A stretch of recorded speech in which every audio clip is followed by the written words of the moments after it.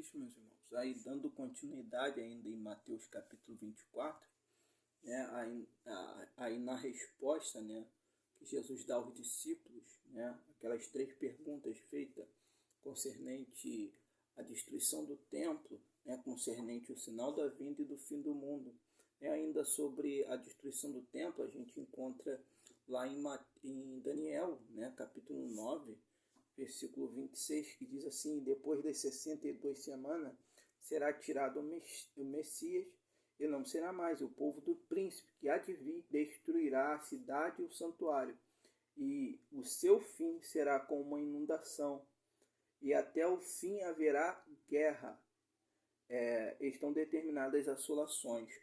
Aí a gente percebe aqui que tanto se aplica para o ano 70, como também se aplica para os últimos dias, porque como a profecia ela é progressiva, né, ela mesma ela vai se desenrolando, né, e ela acaba que se repetindo, né, ao longo da história.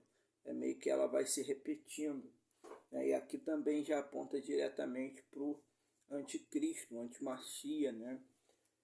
E, enfim, dando continuidade ali aqueles outros versículos, né, que ficou em falta, né, de Mateus capítulo 24, desde já eu quero fazer uma ressalva aqui, que Mateus 24 não está escrito somente para os judeus, né, como muitas pessoas entendem. Mateus 24, né, ele está imbuído da igreja Israel e a igreja, né, o povo do Senhor, é um único povo, né, constituído por judeus e gentios.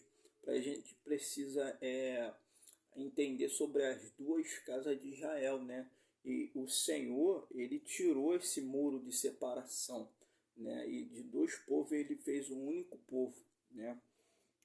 Então, enfim, depois eu vou mais para frente falar sobre trazer vários versículos na palavra de Mateus capítulo 24, mostrando que Mateus 24 não está falando estritamente para judeus. Tem vários versículos aqui que tem como, né, provar, né, categoricamente. Mas, enfim, dando início ali, aquele raciocínio das outras duas perguntas, que, como eu disse na primeira parte, Mateus 24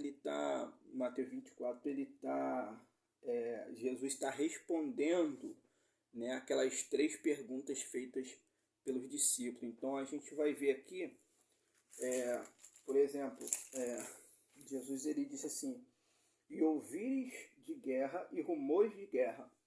Verso 6: olhai, não vos assusteis, porque é mister que tudo isto aconteça, mas ainda não é o fim. Portanto, se levantará nação contra nação, reino contra reino, e haverá fomes e pestes e terremotos em vários lugares, né? Mas todas essas coisas são o princípio das dores, né? Então a gente percebe aí, depois eu dou continuidade no texto, mas a gente percebe aqui que o Senhor ele vai falar que o fim, né, vai haver guerra, né, como foi dito lá em Daniel, haverá guerra, até o fim haverá guerra, e estão determinadas desolações ou assolações, né? Então a gente vai perceber aqui, dentro desse texto, esse texto liga diretamente, irmãos, com os selos de Apocalipse. O primeiro selo, o segundo selo, o terceiro selo, quarto selo, quinto selo, sexto selo, né? O Mateus 24 está diretamente dentro de Apocalipse capítulo 6. Depois a gente vai ver mais sobre isso, aonde que em cada versículo de Mateus 24 aparecem as aberturas dos selos, né? Mas enfim, aqui eu gostaria de, por exemplo, estar lendo Isaías capítulo de número 3, Isaías capítulo 3, Isaías capítulo 3,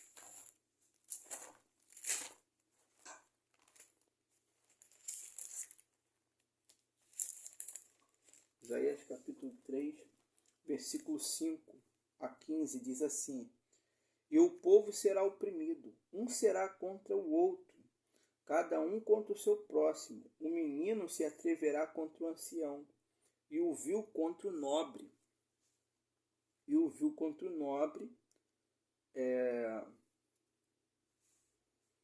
Quando algum for ter com seu irmão à casa de seu pai, dizendo: Tu tens roupa, seu nosso príncipe, sobre a tua mão está ruína.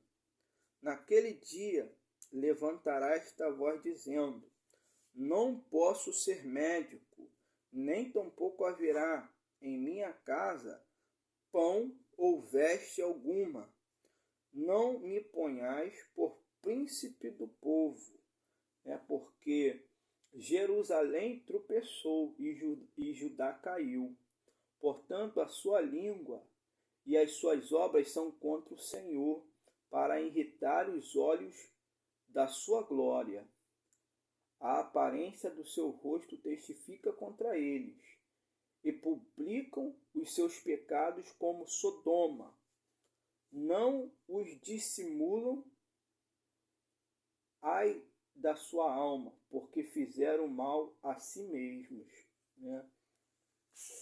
Depois diz assim: Diz aos justos que bem lhes irá, porque comerão do fruto das suas obras. Ai do ímpio, mal lhe irá, porque a recompensa das suas mãos se lhe dará.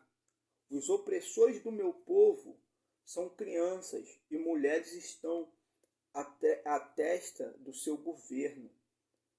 Ah, povo meu, os que te guiam te enganam, e distorcem o caminho das suas veredas.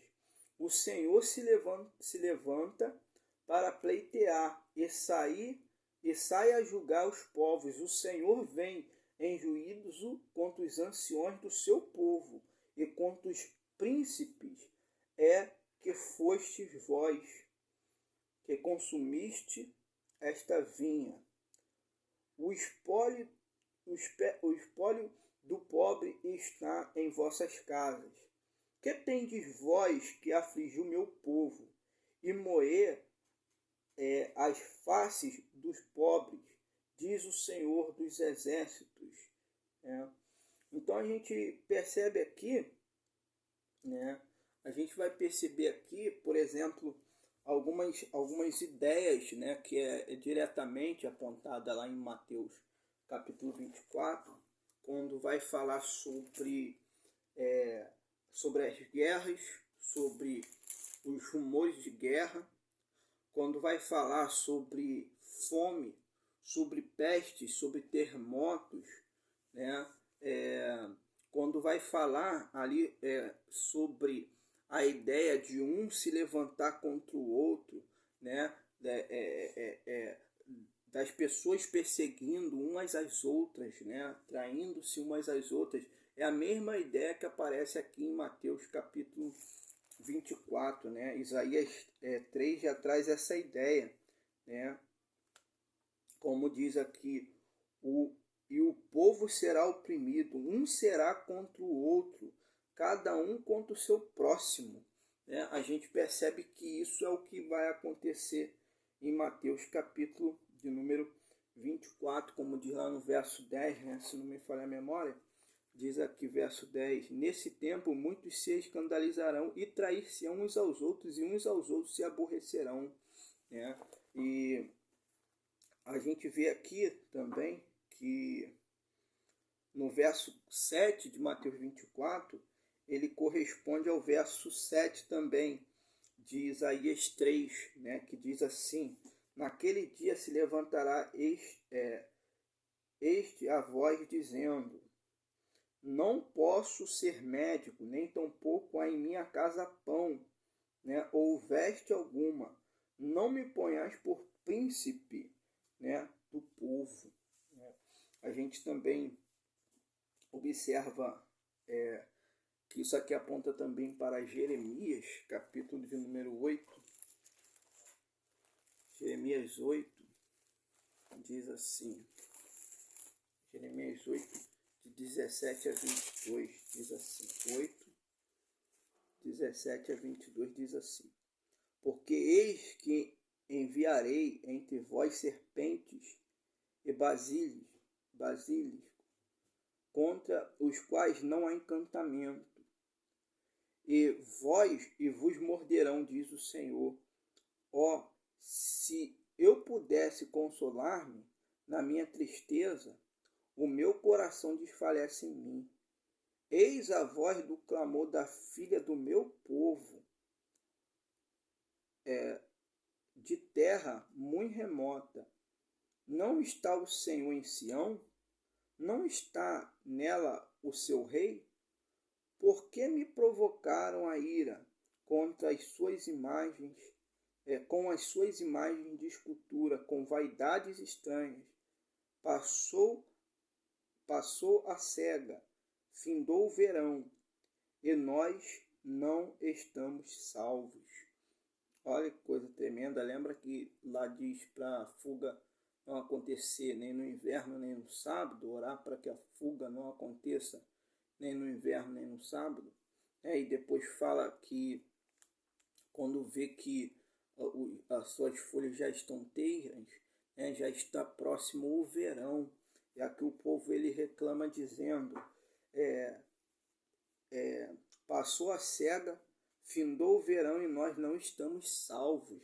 A gente sabe que cega ali dá o sentido de colheita, né? Cega dá o sentido de colheita, de arrebatamento, como é contido lá em Mateus capítulo 24, né? Estou quebrantado pela ferida da filha do meu povo. Ando de luto e espanto se apoderou de mim. Porventura não há unguento em Gileade, ou não há lá médicos? Por que, pois, não teve lugar a cura da filha do meu povo, né? Então a gente percebe aqui que Jerusalém, né, o povo do Senhor, ele vai ser perseguido, o povo do Senhor vai ser afligido, né? E isso é contido, né, em vários textos. A Bíblia fala aqui em Isaías 3 que Jerusalém tropeçou, Judá caiu, né? E a gente percebe que por causa dessa apostasia, porque mais para frente eu vou estar falando sobre isso, Jerusalém, Israel, melhor dizendo, ele vai fazer aliança com a morte e com o inferno. Ele vai fazer aliança com o próprio anticristo, né? E essa aliança que eles vão fazer com o anticristo, a ideia dessa aliança é quebrar a aliança com o eterno. A gente vai ver isso em Isaías capítulo 25, mais para frente. A gente vai ver o que Deus fará dessa aliança, como consta em Oséias. Deus vai quebrar essa aliança que o povo de Israel vai fazer com a morte e com o inferno. O que é a morte e o inferno? É o sistema bestial, é o próprio anticristo. É por isso que a Bíblia fala que Jesus tem a chave da morte e do inferno. Isaías, Apocalipse 6, a Bíblia diz em Apocalipse 6 que o quarto cavaleiro, o cavaleiro enverdeado, que na nossa Bíblia está amarelo, né, a morte e o inferno o seguia.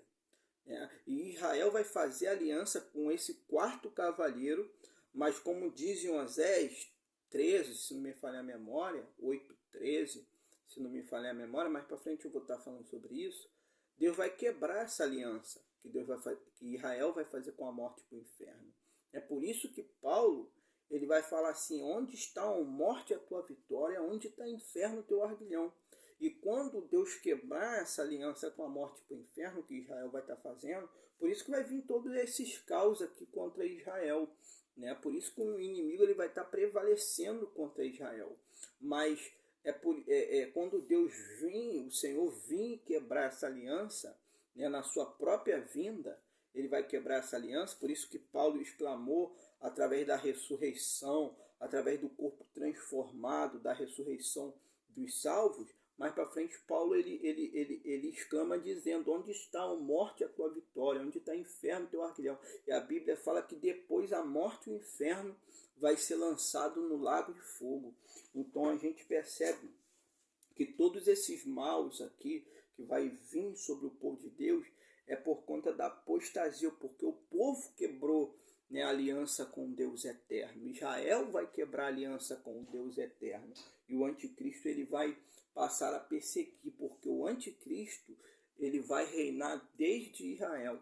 A gente vê isso mais para frente, como em Ezequiel capítulo 21, versículo 25, Ezequiel 21, versículo 25, né, como diz lá, diz mais ou menos assim: e tu, ó profano, príncipe de Israel, cujo dia virá no tempo da extrema iniquidade. E a gente vai perceber que a extrema iniquidade, como consta em vários textos da palavra do Senhor, né, ela vai se agravar, né, como está relatado em Mateus capítulo 24, mas eu vou deixar isso para um próximo vídeo, para a gente tratar também sobre a extrema iniquidade. O que seria a extrema iniquidade?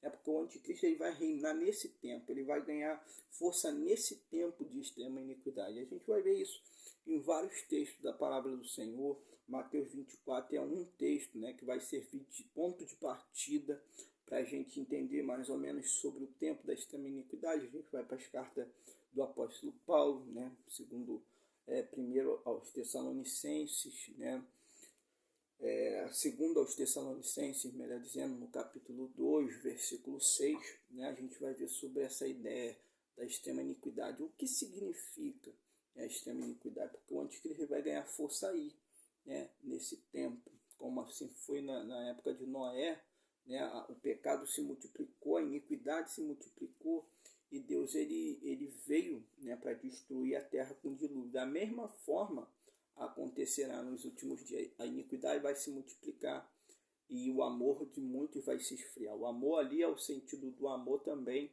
que se esfria, é o amor pelos mandamentos e pelas leis de Deus. Porque quem ama o Senhor guarda a sua palavra. Amém, irmãos? Fica na paz. Próximo vídeo a gente vai estar dando continuidade nessa riqueza contida em Mateus capítulo 24. A gente vai ler mais alguns outros textos, né, para continuar nessa ideia. Amém, irmãos?